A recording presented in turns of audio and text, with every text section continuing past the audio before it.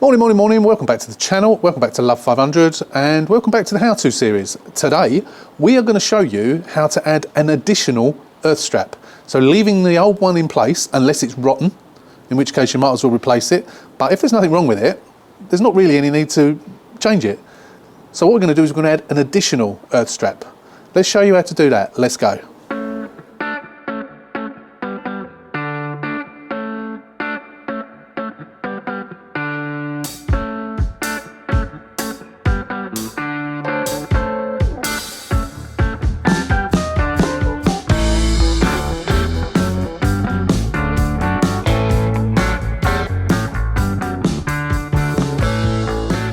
So, why would you want to put a new earth strap in your car?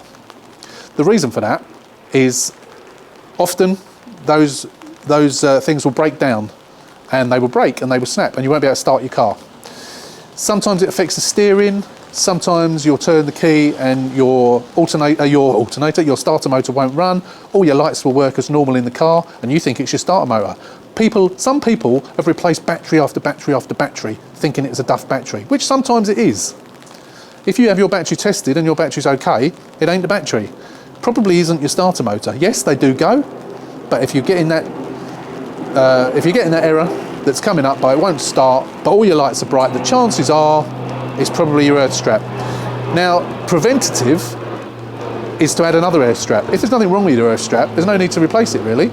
You could, and I often do, but you don't really need to. You can add an additional one. So this video will show you how to add an additional earth strap. So should your original one be okay, then you've just got an additional. If at some point in the future your original one fails, your car will carry on working as normal because you've got the additional earth strap. So strap yourself in, come and watch and see how we do it. Right, you can't really tell what sort of condition the earth strap's in until you get the battery and the battery tray out. So it's quite easy to do. So take the battery out, take the connection off there, take the clamp off. It's good to put some WD-40 on there and let that soak for a little while because that can potentially snap, that stud. So get that protected. When you put it back on, if you've got any grease, put some grease on it. If not, WD-40 will be fine. Undo the two bolts. Remove the battery, and then there's the plastic tray that you take out, which just lifts out, and then under there you will find two bolts there, one there, and then there's a nut that is in a little recess down there, and you need a 13mm socket to get that off. Once you've done that, you need to release any of the cables that are like the cables here, which are pushed into little plastic clips. You need to unclip all those, and then your tray will lift away. We'll do that on time lapse, and then we'll come back and we'll show you how you can add an additional strap. And we will, on this car, inspect the original one because we don't know whether we can just completely replace it on this car. It's just part of what I'm doing on every car now. So let's go, we'll get the tray out and then we'll come back.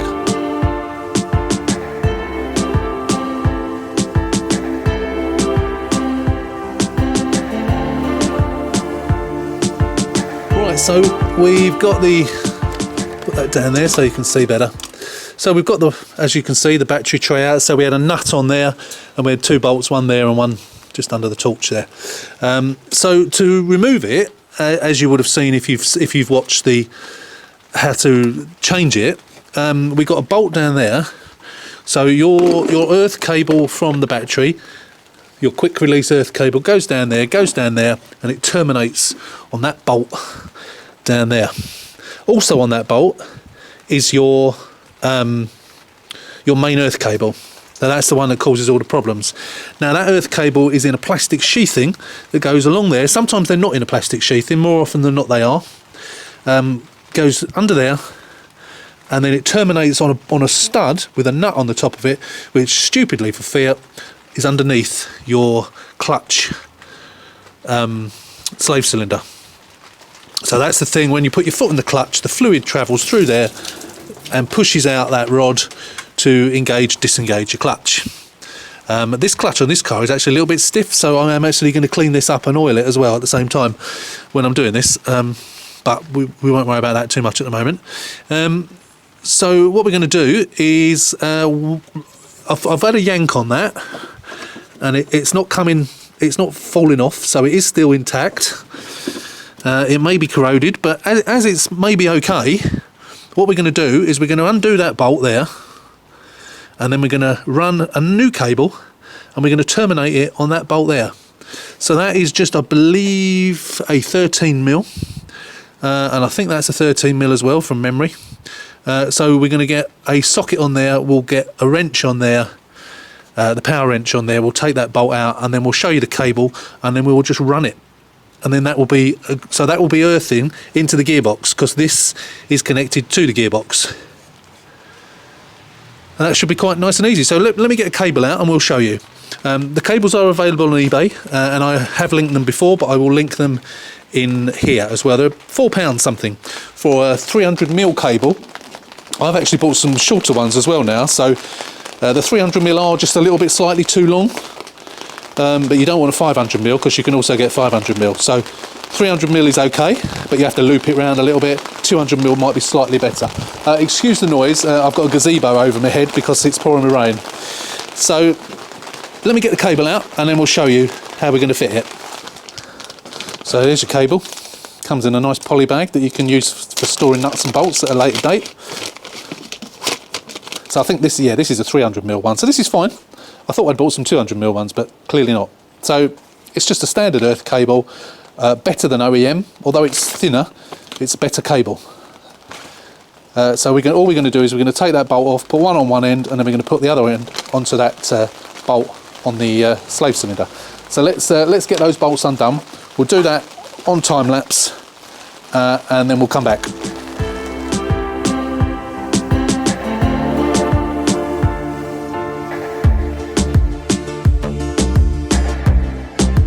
Right, there you go, done. That literally took 2 minutes. So all I did was undid that bolt. This cable ends up staying on the bolt, so you literally just pull it out a little bit, slip that one on, put the bolt back in, tighten it up, and then just loop that cable round, take that bolt out with a 13mm socket, loop that onto the bolt itself, put the bolt back. That's it, job done. So that now gives you an additional earth cable. So your old one, which is possibly okay, is still there, so it gives you double the earth. If it does happen to go at some point, which it probably will, because they do, then you've still got that new one on there, which will do the job just as well as the one that's already there. So that is earthed into the gearbox, because that clutch cylinder is bolted in to the actual gearbox itself, which is where the earth goes to. So that's it, that's basically it. And then all we're going to need to do is put the battery tray back in. So to do that is obviously just the reversal. All you do is you place it in position. Because this is recessed, what's a good idea is on the bolt is either to put a little bit of tape inside your socket so it holds it, or put a little bit of grease inside, and just to grip it. Otherwise, you'll put the socket in and it'll fall, and you won't be able to get it onto the stud. That's just a top tip for the week. Just do that, which I always use. Just stick a little bit of grease in there, and then the other two bolts go in. Put your cables back in, and that's it, job done. Put the battery back in. Yeah, that's it, pretty much.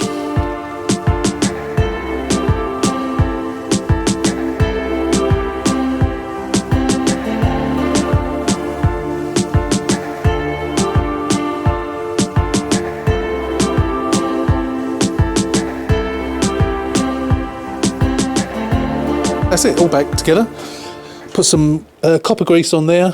Put some copper grease on the bolts and on the stud, just future-proof it. So you know, whoever buys the car, whoever has the car next, or if you as person doing it, never ever needs to get bolts out, the chances are they're going to get them out without snapping them if you grease them up.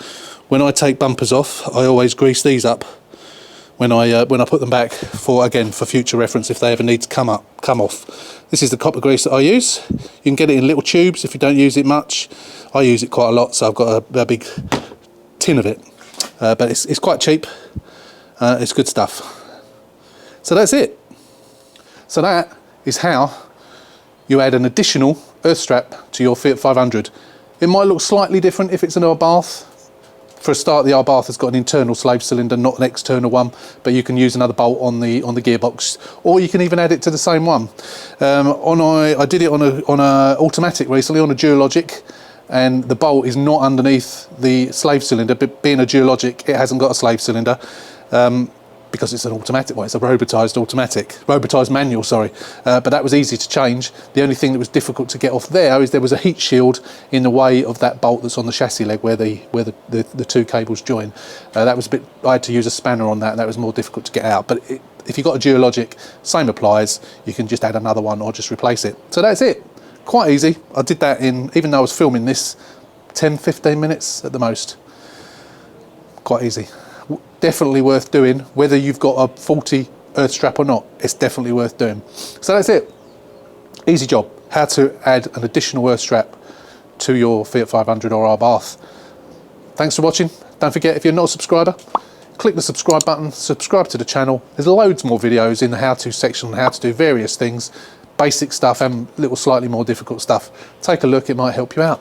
But until the next one, as always, take care, stay safe, and we will see you very soon.